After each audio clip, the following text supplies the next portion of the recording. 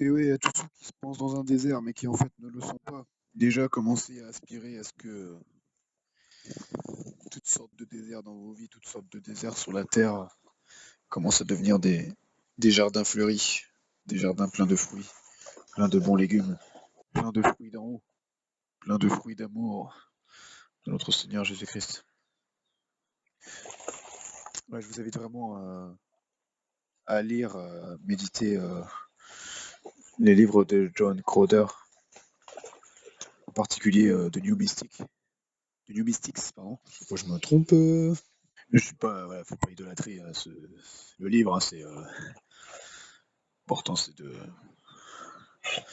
chercher Christ, hein, de garder nos yeux fixés sur Christ. En revanche, dans ce livre-là, voilà, vous explique en fait par des témoignages concrets en fait, et lui aussi, lui ce qu'il vit, et par des témoignages en fait de chrétiens, que ce soit du passé, voilà, des débuts de l'Église jusqu'à aujourd'hui, d'hommes et de femmes qui ont vu la puissance de Dieu agir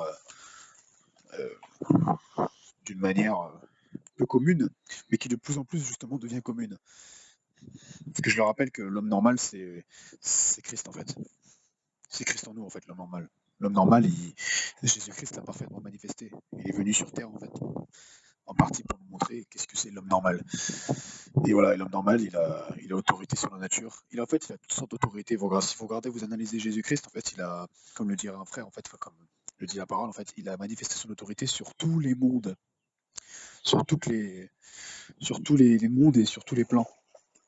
Il a manifesté son autorité sur le monde des ténèbres, en fait, sur les démons. Il a manifesté son autorité sur toutes sortes d'infirmités, maladies, tout ça. Il a manifesté son autorité sur les animaux. Il a manifesté son autorité en fait, sur la nature, en fait, en général, sur la météo, sur les plantes.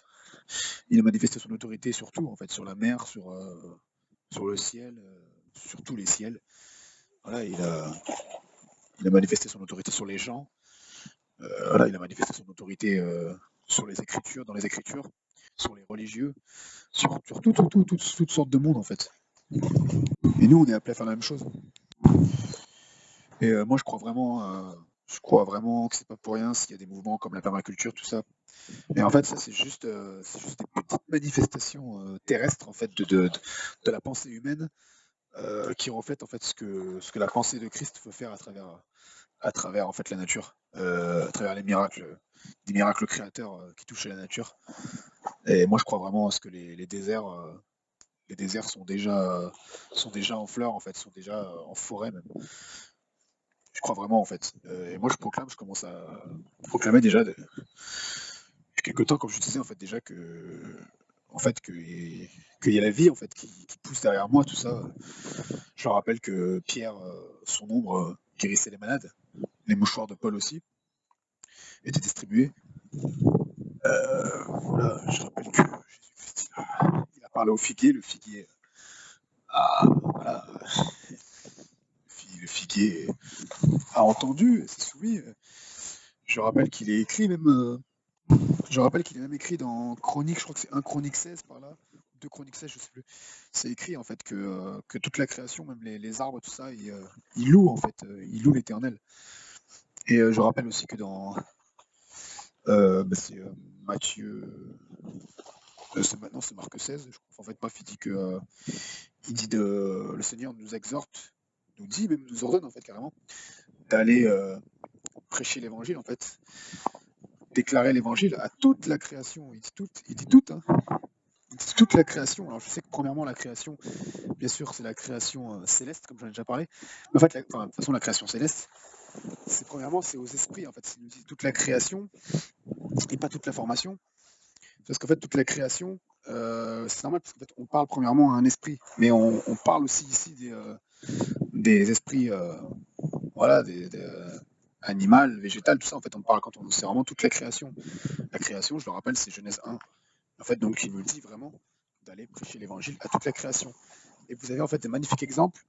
La dernière fois, l'autre enseignement, je me souvenais plus du nom. En fait, je me suis en question, c'est Saint François d'Assise, en fait, tout simplement, hein, qui est assez connu dans l'histoire de l'Église. Hein, Saint François d'Assise, qui a créé enfin, dont on a tiré le mouvement les franciscains, mais qui lui d'ailleurs s'est repenti de ce mouvement vers la fin de sa vie. si je dis pas de bêtises. Il y a lui qui a manifesté de puissantes manifestations de puissance en fait sur les animaux, tout ça, sur la nature et tout, avec où il parlait aux oiseaux, c'est lui qui a ordonné aux loups là que je vous disais, dans un village de Grubio, je crois que c'est quelque chose comme ça. Il était italien en fait, Saint François d'Assise, c'était Francisco, je sais plus quoi. Il a mis à mal le pape de l'époque, faut savoir, hein, ouais, oui, ouais, c'est ça, le pape en fait de l'époque. Il a, il a fait se remettre en question tout ça. Il est apparu dans un songe et tout. Enfin, truc de fou. Ouais, il a manifesté son autorité sur les ours aussi. Il y avait des ours qui venaient manger dans sa main. Et il y a, pareil, en fait, c'était le Russe que je vous disais qui était en Alaska là, qui est parti. En Alaska, en fait, c'était sur l'île de Kozak là. Ouais, c'est ça, c'est Kozak, et qui est une île en fait en Alaska où il y a justement les plus grands ours bruns. C'est parmi les plus gros ours sur Terre, parce qu'en fait, il y a 4 sous-espèces d'ours bruns, notamment les grizzlies, qui sont les deuxièmes plus grands ours sur Terre. Et en fait, les ours cosaques sont aussi grands aussi gros, aussi massifs que les ours blancs. Pourquoi? Parce qu'ils se nourrissent beaucoup plus de viande, enfin, particulièrement de poissons, en fait, et de temps en temps d'élan.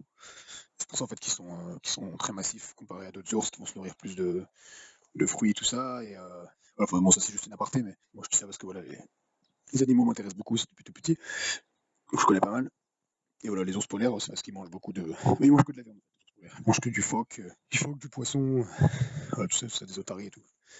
Et en fait, bah, lui, il a manifesté Herman d'Alaska. C'était un russe qui était parti vivre donc sur cette île en question. Il a arrêté les marées par la parole de Dieu, hein, au nom de Jésus-Christ. Il a tracé une ligne spirituelle un jour, parce qu'il y avait un incendie en fait. Et le feu, il s'est arrêté, il n'a pas pu passer cette ligne spirituelle. Moi, je connais un frère personnellement, un né dans la foi, que je connais personnellement. Lui, c'était devant un sorcier qu'il a fait ça. Il avait tracé une ligne spirituelle au sol. Il a tracé une ligne, il a dit au nom de Jésus-Christ, tu passeras pas ce mur en fait. Il avait été attaqué par des sorciers, il a vécu en Afrique. Et ils ne sont pas passés en fait, ils n'ont pas pu passer. Et ça, voilà, c'est pas des blagues. On est aspiré à ce genre de, on est appelé en fait à ce genre de folie entre guillemets qui sont une folie pour la terre, mais enfin pour les hommes terrestres, mais en fait qui sont normales en fait devant Dieu. C'est normal de proclamer en fait, de rendre grâce à toutes choses, etc. Donc voilà, c'était juste ça que je voulais dire, vraiment à aspirer et apprenez en fait à rendre grâce en toutes choses, à proclamer en fait, proclame la vie sur les déserts, proclame la vie sur les lieux arides, proclame la vie là où il y a la famine. Tu déclares au nom de Jésus-Christ en fait tous les jours, déclare merci, merci juste et merci Seigneur pour la pluie, merci Seigneur pour le beau temps, merci Seigneur pour la grêle. En fait, c'est important de rendre grâce aussi pour les choses qui souvent, en fait, on croit que c'est mal, on croit que ça nous fait du mal, alors qu'en vérité, c'est une grâce. Voilà, moi j'ai appris à rendre grâce à travers un frère pour les factures, par exemple. Rendez grâce pour les factures, voilà, rendez grâce pour le mauvais temps, rendez grâce pour le malheur comme pour le bonheur, etc. etc. D'ailleurs, c'est ça, d'ailleurs, on le voit en fait dans la parole. C'est ça qui est fou en fait, c'est que la religion a tellement sclérosé en fait la véritable pensée de Christ. C'est ça, moi, qui me désole en fait. C'est pour ça que j'enseigne ces choses. Donc voilà, c'est important de proclamer et de pas être dans la crainte, mais être sous la grâce. Ouais, je vois plus.